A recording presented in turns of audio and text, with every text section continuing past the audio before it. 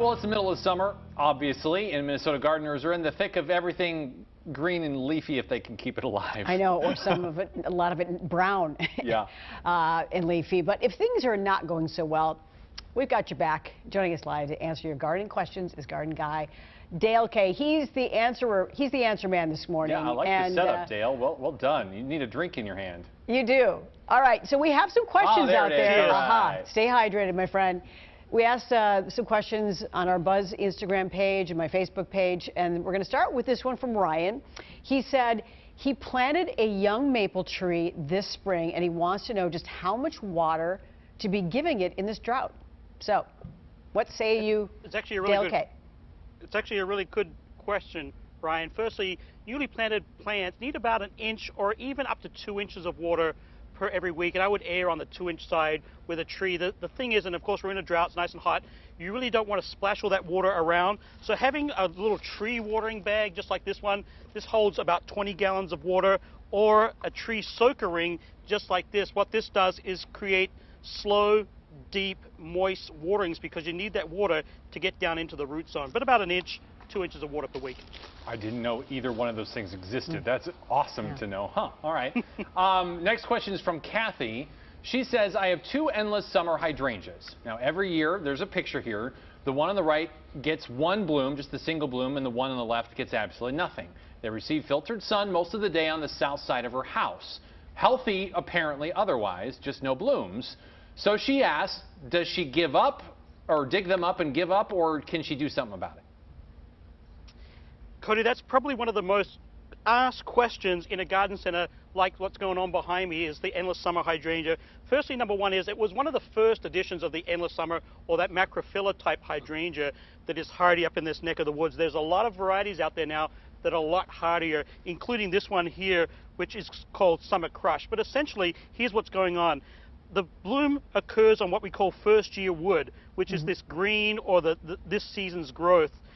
The actual flower comes off of what we call second year wood, which is actually this darker stem here. So you really have to get this protected over the winter.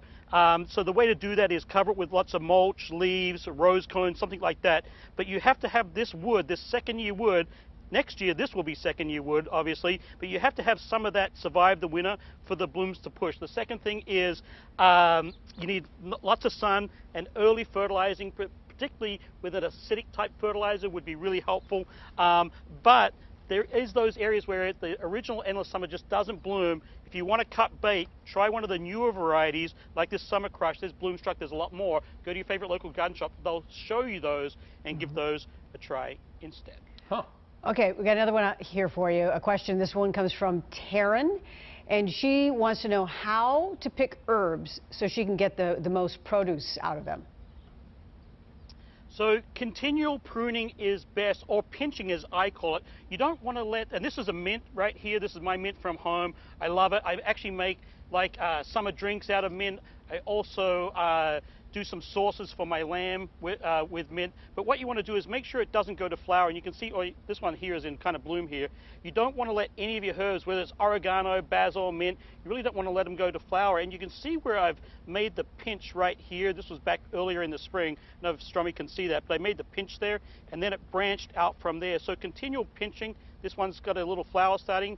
I'm just going to pinch that right there, and that will cause new growth to push, and that's really what you're after, is all that nice fresh new growth. So this one actually needs a little bit of love. Pinching. I haven't been at my own garden for a while, but pinching is the thing.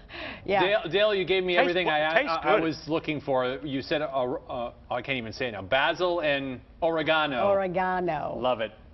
I know you said yeah, some good... If I had a banged-in compost, mate, you would have had the trifecta. Okay, there it is. We got it, the trifecta. I love it. All right, next question, Dale. Kathy M. asks, what can I put weed killer and fertilizer down in light of the drought and heat? So obviously weed killer in one spot, fertilizer in another. You're supposed to do it at certain times. What are those times? Okay, let's take a look at lawns in general. And I took a picture this morning. There's a lot of this going on in the Twin Cities right now, brown lawns. If your lawn looks brown like this one, it's dormant. You don't want to apply any fertilizer, any weed killer, anything like that until it greens. up, because not only can you do more damage with a herbicide and a fertilizer with burning, but you being dormant, they just won't take in any of what's going on there. So a couple of key things to look out for. Coming up, I like to say around State Fair time, Labor Day weekend, that's an excellent time to get back into the lawn. Hopefully we'll have some rainfall, but we'll have some cooler temperatures at night and warm days. That will push some green growth and get the lawns active again. And when you do fertilize, if you've got a stressed out lawn, most lawns are stressed, look for something that says slow release. You can see that right on the bag there of this Milorganite. Slow release is key. And then if you're looking for a herbicide that won't damage the lawn, is made specifically for our cool season grasses. We have cool season grasses up in this neck of the woods. That's a whole different subject. That this weed-free zone here by Fertilome, that's really not a plug, but that's just something that I use at home, and that is a very good herbicide for taking care of all those weeds in your lawn. But again, don't do that on any type of stressed lawn. Super, super important. Okay, so finally we have another question from someone named Dale D. He says, he's not enamored with the grass. You're talking about that, but he would love to find some native ground cover for the bulk of his yard. What do you think is a good go-to ground cover if you really want to cover a lot of space? So the U of M, I know, is working on a lot of native grasses that will start to emulate lawns. They'll stay low, they won't bloom too much, and so soon, 10 years or so from now, we'll have some of those alternatives for lawn. As far as a ground cover now, I actually found this little native back in that native section, kind of way over back there, and this is called common oak sedge. It's a carex grass, but this particular grass, firstly it's native, and secondly it stays low.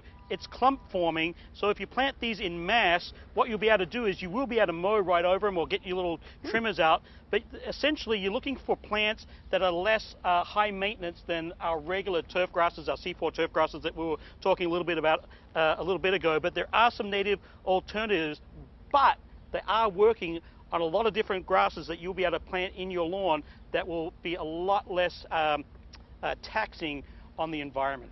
I do love the U of M for that, and apples and all the other stuff that comes out of the U of M. It is a great little resource. Dale, Kay, thank you very much. We appreciate it. I think we're going to do more of this because there's so many questions. My yard needs help too. Yeah, maybe you can help me with my ferns you were next texting time. me the other. You were texting me the other day on zinnias. Even I'm having problems with the heat too. So don't panic. Even the best gardeners are struggling a little bit in the heat. So don't give up, guys. Yeah. All right. Well, that makes me feel a little bit better. We're not giving up, Dale. Yeah, no